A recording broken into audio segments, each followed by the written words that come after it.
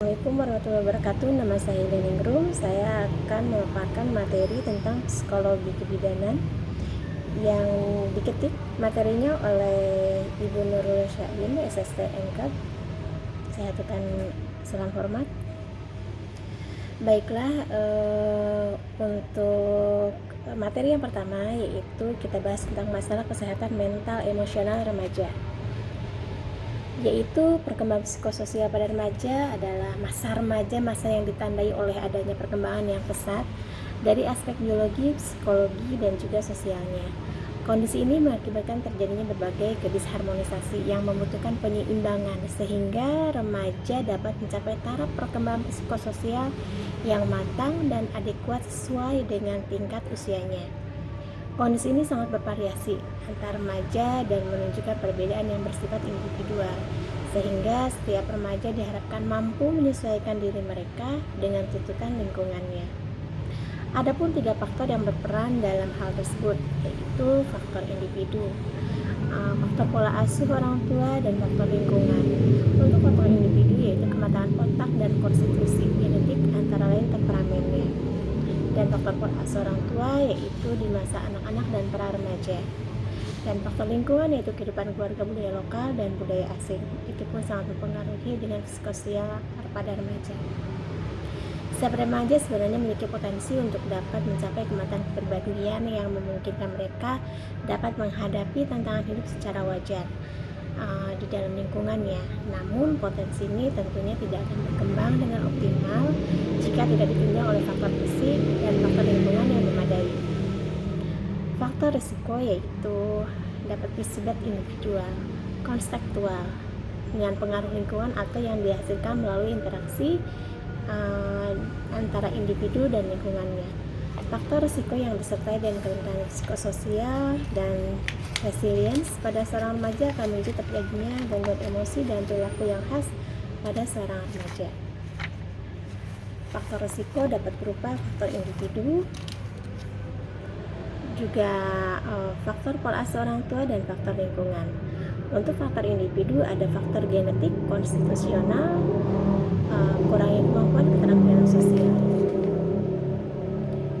Faktor risiko juga dapat berupa faktor psikososial, yaitu keluarga, sekolah, dan situasi dan kehidupan. Kalau untuk keluarga biasanya ketidakharmonisan orang tua. Jadi dalam rumah itu orang tua tidak harmonis, jadi mempengaruhi psikososial dari seorang remaja itu sendiri.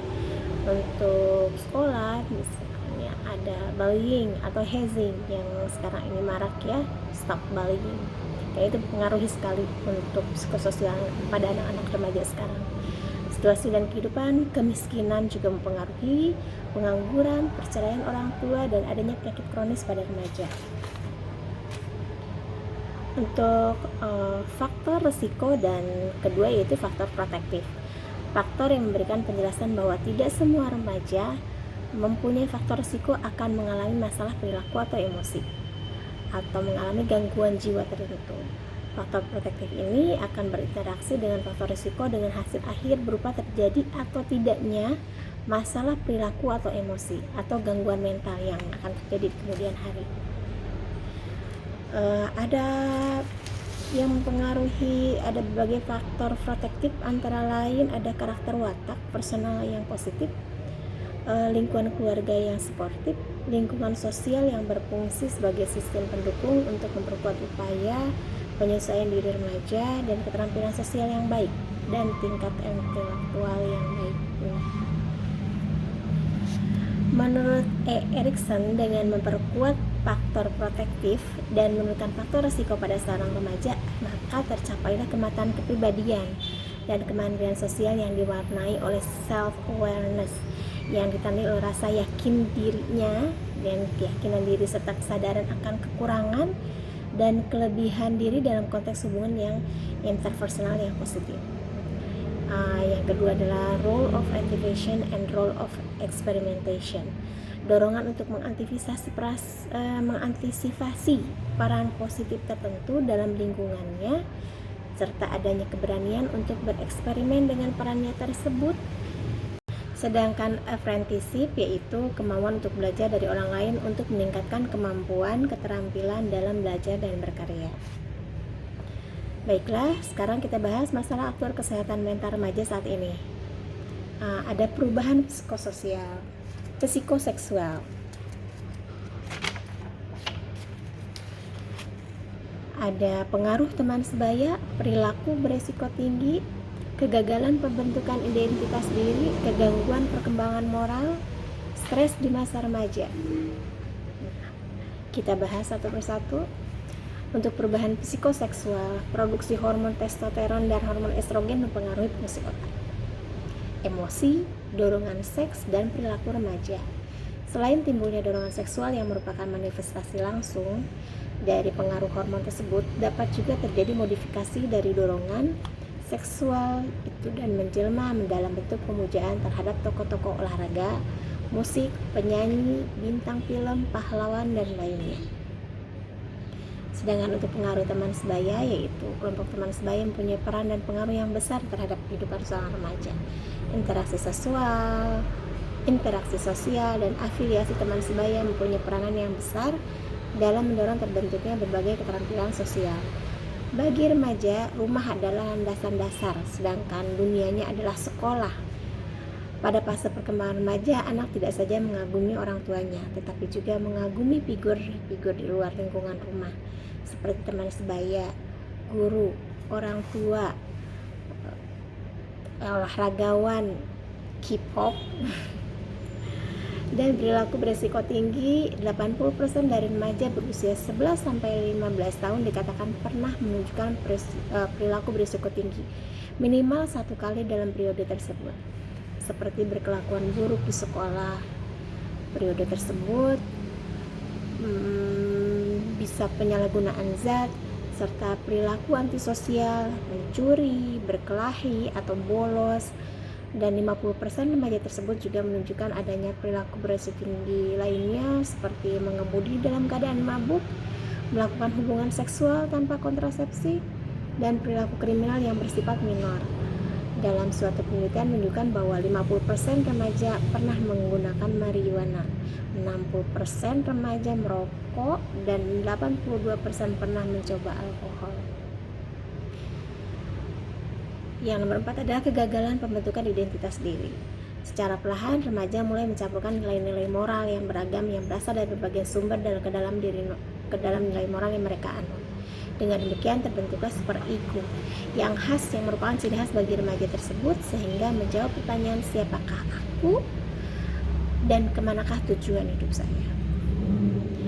Bila terjadi kegagalan atau gangguan proses identitas diri ini, maka terbentuk kondisi kebingungan peran atau role confusion. Role confusion ini sering dinyatakan dalam bentuk negativisme, seperti menentang dan perasaan tidak percaya akan kemampuan diri sendiri. Negativisme ini merupakan suatu cara untuk mengekspresikan kemarahan akibat perasaan diri yang tidak adekuat akibat dari gangguan dalam proses pembentukan identitas diri di masa remaja ini. Nomor 5, gangguan perkembangan moral. Secara moral, seseorang wajib menuruti standar moral yang ada. Namun, sebatas bila hal ini tidak membahayakan kesehatan, bersifat manusiawi, serta berlandaskan hak asasi manusia, dengan berakhirnya masa remaja dan memasuki usia dewasa, terbentuklah suatu konsep moralitas yang mantap dalam antisosial dan perilaku menentang yang tentunya mengganggu identitas diri remaja itu sendiri. Jika pembentukan ini terganggu, maka remaja dapat menunjukkan beberapa pola perilaku aksi remaja tersebut dengan lingkungannya, serta dapat memicu berbagai konflik.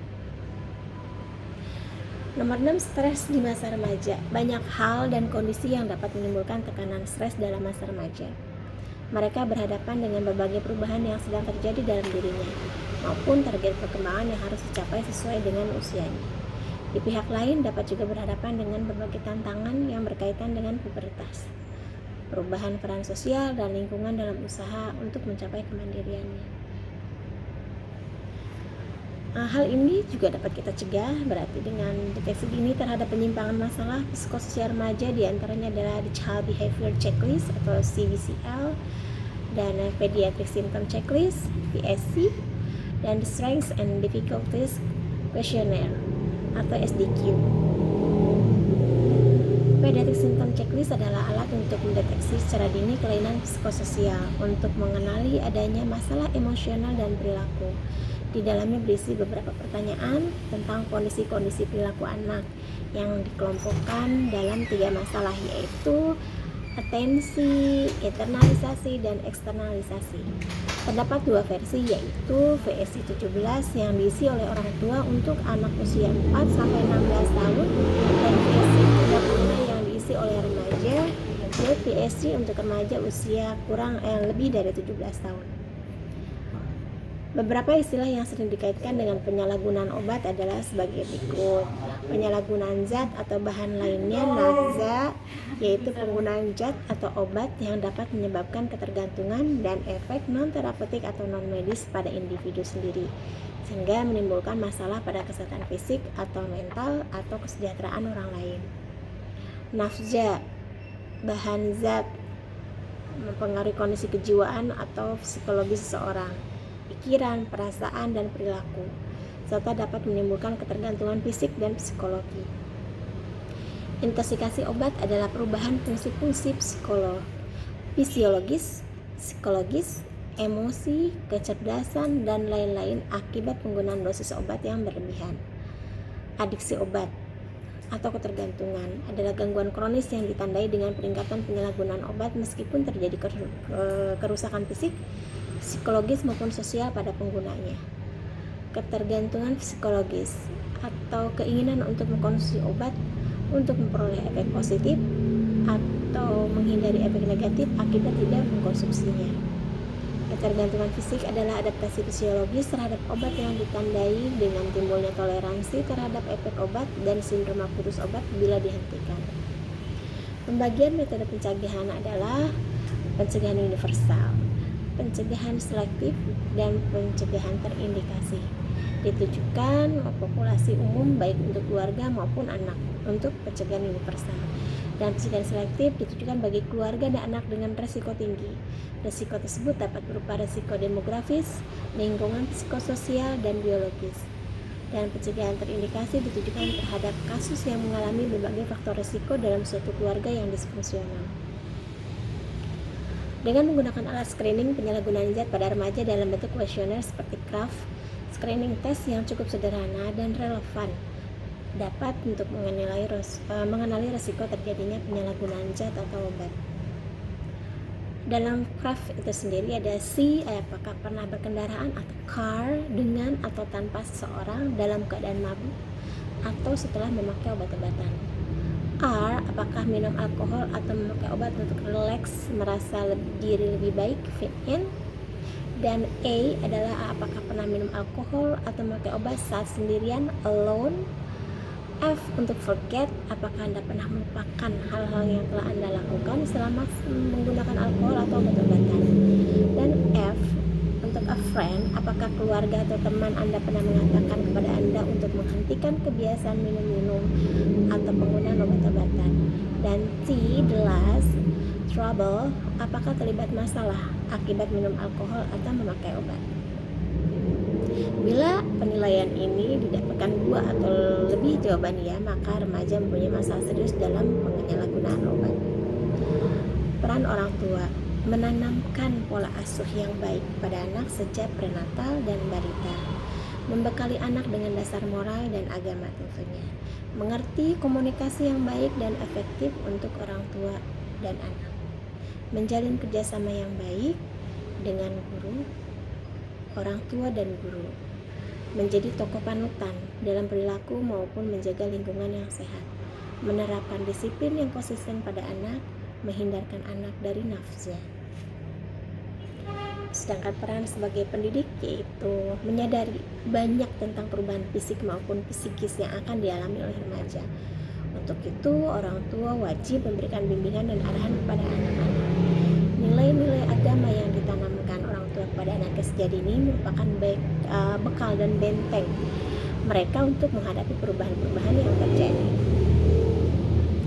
Peran sebagai pendorong Menghadapi masa peralihan menuju dewasa, remaja sering membutuhkan dorongan dari orang tua, terutama saat mengalami kegagalan yang mampu menyurutkan semangat mereka. Saat itu, orang tua perlu menanamkan keberanian dan rasa percaya diri pada remaja itu dalam menghadapi masalah, serta tidak gampang menyerah pada kesulitan. Dan peran sebagai panutan, remaja memerlukan model panutan di lingkungannya, dan orang tua perlu memberikan contoh dan teladan, baik dalam menjalankan nilai-nilai agama maupun norma yang berlaku di masyarakat. Peran sebagai pengawas menjadi kewajiban bagi orang tua untuk melihat dan mengawasi sikap dan perilaku remaja agar tidak terjerumus ke dalam pergaulan yang membawanya ke dalam kenakalan remaja dan tindakan yang merugikan diri sendiri. Namun demikian, hendaknya dilakukan dengan bersahabat dan lemah lembut. Sikap penuh curiga justru akan menciptakan jarak antara anak dan orang tua, serta kehilangan kesempatan untuk melakukan dialog terbuka antara orang tua dan remaja. Dan peran sebagai teman yaitu memasuki masa akhir balik, orang tua perlu lebih sabar dan mau mengerti tentang perubahan pada remaja. Perlu menciptakan dialog yang hangat dan akrab, jauh dari ketegangan atau ucapan yang disertai cercaan atau ceramah, dan hanya bila remaja merasa aman dan terlindung, orang tua dapat menjadi sumber informasi serta teman yang dapat diajak bicara atau bertukar pendapat tentang kesulitan atau masalah mereka. Dan peran sebagai konselor yaitu dalam menghadapi remaja ketika menghadapi masa-masa sulit, dapat mengambil keputusan bagi dirinya sendiri untuk si remaja itu, dan orang tua dapat memberikan gambaran dan pertimbangan nilai yang positif maupun yang negatif hingga mereka mampu belajar mengambil keputusan yang terbaik. Sebagai konselor, orang tua dituntut untuk tidak menghakimi, tetapi dengan jiwa besar justru harus merangkul remaja yang bermasalah tersebut. Sebagai komunikator, suasana harmonis dan saling memahami antara orang tua dan remaja dapat menciptakan komunikasi yang baik. Orang tua perlu membicarakan segala topik secara terbuka tetapi arif. Dalam menerima uluran tangan orang tua secara terbuka dan membicarakan masalahnya, artinya tidak menghardik anak. Peran guru bersahabat dengan siswa, menciptakan kondisi sekolah yang nyaman, memberikan keleluasaan siswa untuk mengekspresikan diri pada kegiatan ekstrakurikuler, menyediakan sarana dan prasarana bermain dan olahraga, meningkatkan peran dan pemberdayaan guru BP, meningkatkan disiplin sekolah dan sanksi yang tegas, meningkatkan kerjasama dengan orang tua, sesama guru, dan sekolah lainnya, meningkatkan keamanan terpadu, sekolah bekerjasama dengan polsek setempat, mengadakan kompetisi sehat, budaya, dan olahraga antar sekolah, menciptakan kondisi sekolah yang mungkin anak berkembang secara sehat, fisik, mental, spiritual, dan sosial, meningkatkan deteksi dini penyalahgunaan nafsa.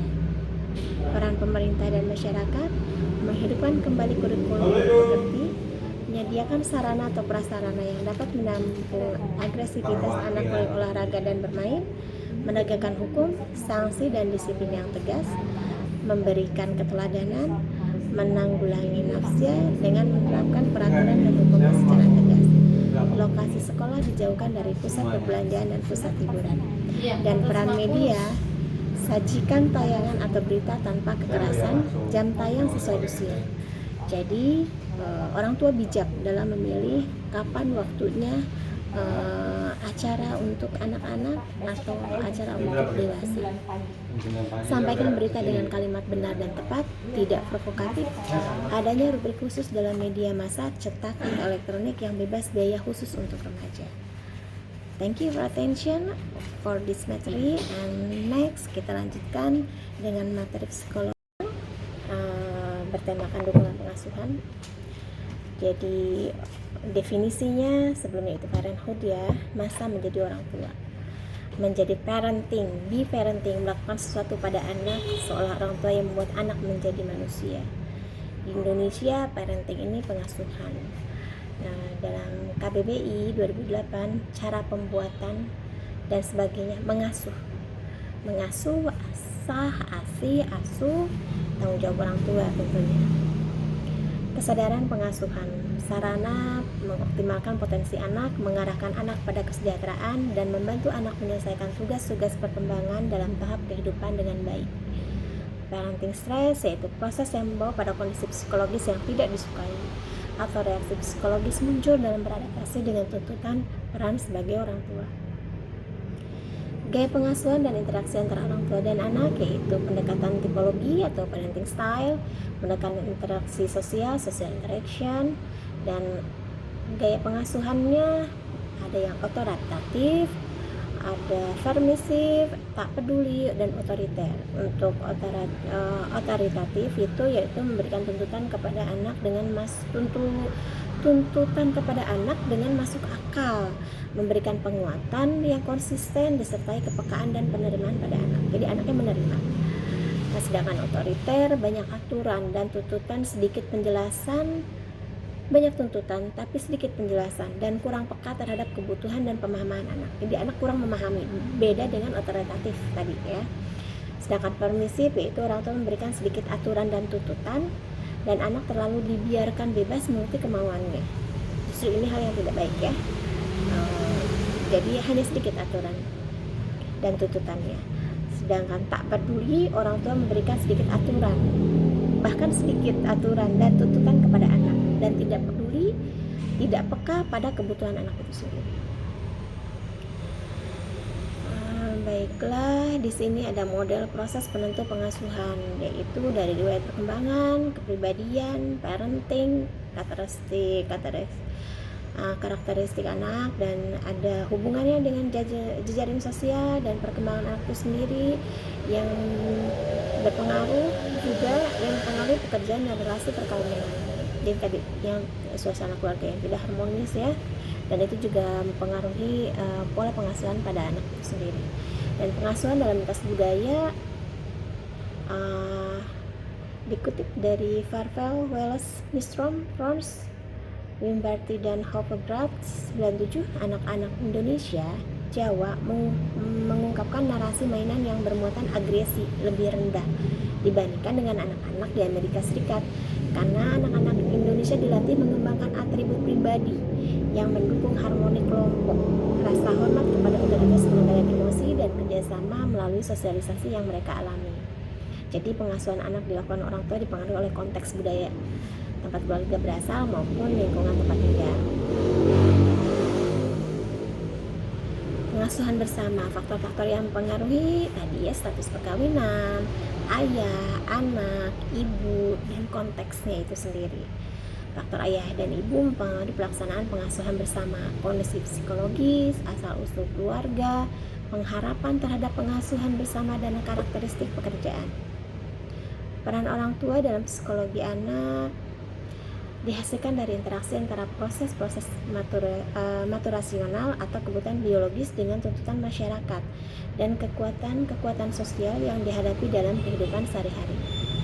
Peranan orang tua tentu sangat berperan dalam perkembangan anak. Ada hal-hal yang penting untuk psikologi anak, yaitu kehangatan keluarga, penerapan peraturan, motivasi. Jadi peran orang tua seharusnya adalah sebagai orang yang pertama dalam meletakkan dasar-dasar pendidikan terhadap anak-anaknya, dan sebagai pembina sekaligus pendidik utama dalam suatu kehidupan keluarga sangat besar pengaruhnya, bahkan sangat menentukan perilaku kehidupan jiwa dan kepribadian anak dalam keluarga. Orang tua sangatlah berwenang penuh dalam perkembangan psikologi pendidikan anak, di mana orang tua sebagai panutan buat anak-anaknya. Baiklah, materi yang selanjutnya saya bawakan yaitu materi psikologi pertemuan 14, yaitu pencegahan dan penanganan trauma.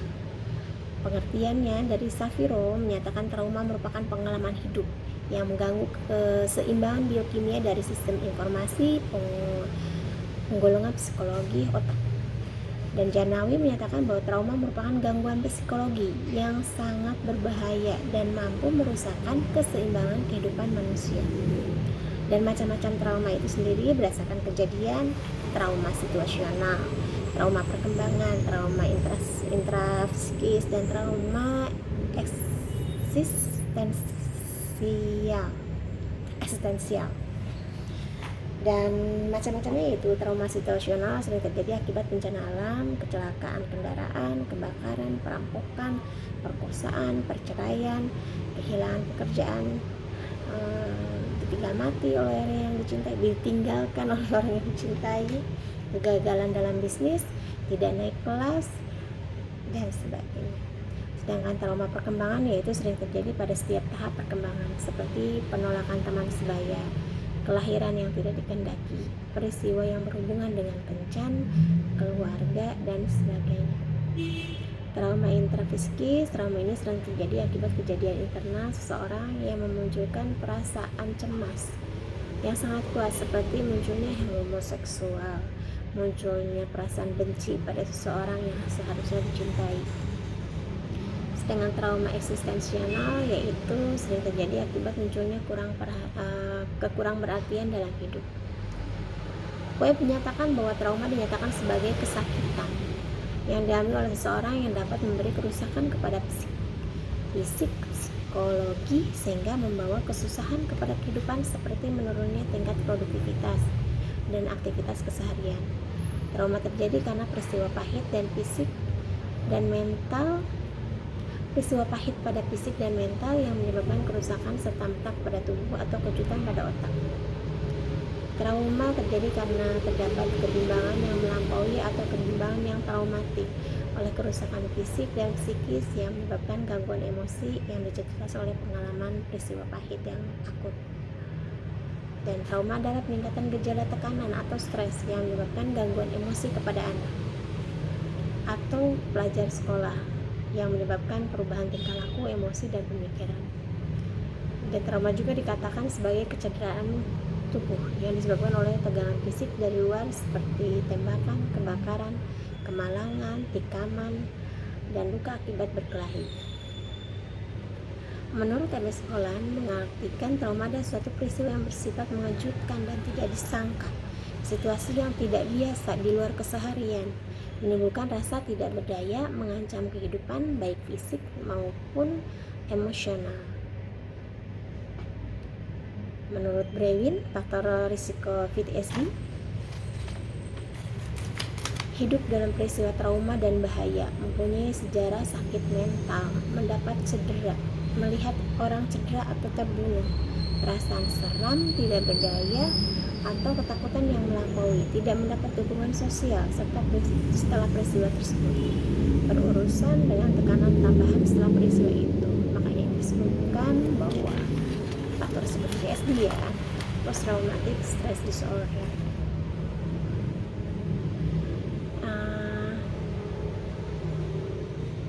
Baik, Flannery menyatakan 3 fungsi domain manusia yang menyumbang kepada kesehatan baik fisik dan mental: penguasaan yang baik, menyayangi orang lain, menentukan tujuan hidup yang bermakna, dan penguasaan lingkungan yang baik dengan merujuk kepada keupayaan untuk membentuk dan memenuhi kebutuhan seseorang.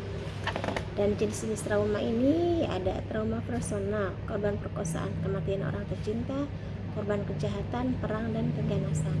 Ada trauma mayor, bencana alam, kebakaran. Jadi trauma mayor ini umumnya menyebabkan trauma pada sejumlah besar orang yang pada waktu yang sama. Jadi seperti tsunami begitu ya. Ini banyak yang terjadi trauma mayor. Ada floral Chaplin menyatakan beberapa istilah yang berkaitan dengan trauma. Floral trauma, satu luka baik yang bersifat fisik atau psikologis. Sedangkan delirium traumatik, satu keadaan delirium yang disebabkan luka di otak. Neurotraumatik disebabkan pengalaman yang luar biasa menyakitkan hati. Dan psikosotraumatik, keadaan psikotis yang ditimbulkan oleh otak.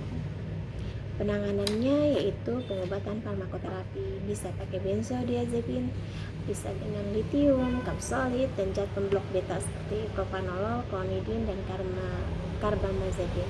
Tentunya ini sesuai dengan anjuran dari dokter ya. Kita konsul dulu dengan dokter. Pengobatan psikoterapi, anxiety management, relaxation training, breathing training, positive thinking, dan self-talk. Assertiveness training, cognitive therapy, exposure therapy, dan thought stopping. Dan relaxation training yaitu belajar mengontrol ketakutan dan kecemasan secara sistematis. dan relaksasi kelompok otot-otot utama. Breathing retraining, belajar bernafas dengan perut secara perlahan-lahan, santai dan menghindari bernapas dengan tergesa-gesa. Positive thinking dan self-talk, belajar untuk menghilangkan pikiran negatif dan mengganti dengan pikiran positif. Assertiveness training, yaitu belajar bagaimana mengekspresikan harapan, opini, dan emosi tanpa menyalahkan atau menyakiti orang lain. Thought stopping, yaitu belajar bagaimana mengalihkan pikiran ketika kita sedang memikirkan hal-hal yang membuat kita stres. Kognitif terapi, terapis membantu untuk merubah kepercayaan yang tidak rasional, yang mengganggu emosi dan mengganggu aktivitas. Exposure terapi, pada terapis membantu menghadapi situasi yang khusus, orang lain, objek, memori, atau emosi yang mengingatkan pada trauma dan menimbulkan ketakutan yang tidak realistik dalam kehidupannya. Baiklah, selesai pemaparan materi dari saya. Saya ucapkan terima kasih. Assalamualaikum warahmatullahi wabarakatuh. Assalamualaikum warahmatullahi wabarakatuh. Nama saya Leningrum. Saya akan memaparkan materi tentang psikologi kebidanan yang diketik materinya oleh Ibu Nurul Syahin, SST NCAP. Saya aturkan salam hormat. Baiklah, untuk materi yang pertama yaitu kita bahas tentang masalah kesehatan mental emosional remaja. Yaitu perkembangan psikososial pada remaja adalah masa remaja, masa yang ditandai oleh adanya perkembangan yang pesat dari aspek biologi, psikologi, dan juga sosialnya. Kondisi ini mengakibatkan terjadinya berbagai kedisharmonisasi yang membutuhkan penyeimbangan sehingga remaja dapat mencapai taraf perkembangan psikososial yang matang dan adekuat sesuai dengan tingkat usianya. Kondisi ini sangat bervariasi antar remaja dan menunjukkan perbedaan yang bersifat individual, sehingga setiap remaja diharapkan mampu menyesuaikan diri mereka dengan tuntutan lingkungannya. Adapun 3 faktor yang berperan dalam hal tersebut, yaitu faktor individu, faktor pola asuh orang tua, dan faktor lingkungan. Untuk faktor individu yaitu kematangan otak dan konstitusi genetik antara lain temperamennya. Dan faktor pola asuh orang tua yaitu di masa anak-anak dan pra remaja. Dan faktor lingkungan yaitu kehidupan keluarga, budaya lokal, dan budaya asing. Itu pun sangat mempengaruhi dengan psikososial pada remaja. Setiap remaja sebenarnya memiliki potensi untuk dapat mencapai kematangan kepribadian yang memungkinkan mereka dapat menghadapi tantangan hidup secara wajar di dalam lingkungannya. Namun potensi ini tentunya tidak akan berkembang dengan optimal jika tidak ditunjang oleh faktor fisik dan faktor lingkungan yang memadai. Faktor risiko yaitu dapat bersifat individual, kontekstual, dengan pengaruh lingkungan atau yang dihasilkan melalui interaksi antara individu dan lingkungannya. Faktor risiko yang disertai dengan kerentanan psikososial dan resilience pada seorang remaja akan memicu terjadinya gangguan emosi dan perilaku yang khas pada seorang remaja. Faktor risiko dapat berupa faktor individu, juga faktor pola asuh orang tua dan faktor lingkungan. Untuk faktor individu ada faktor genetik, konstitusional, kurangnya kemampuan keterampilan sosial. Faktor risiko juga dapat berupa faktor psikososial, yaitu keluarga, sekolah, dan situasi dan kehidupan. Kalau untuk keluarga biasanya ketidakharmonisan orang tua. Jadi dalam rumah itu orang tua tidak harmonis, jadi mempengaruhi psikososial dari seorang remaja itu sendiri. Untuk sekolah misalnya ada bullying atau hazing yang sekarang ini marak ya, stop bullying. Kayak itu mempengaruhi sekali untuk psikososial pada anak-anak remaja sekarang. Situasi dan kehidupan, kemiskinan juga mempengaruhi, pengangguran, perceraian orang tua, dan adanya penyakit kronis pada remaja. Untuk faktor risiko dan kedua yaitu faktor protektif. Faktor yang memberikan penjelasan bahwa tidak semua remaja mempunyai faktor risiko akan mengalami masalah perilaku atau emosi atau mengalami gangguan jiwa tertentu.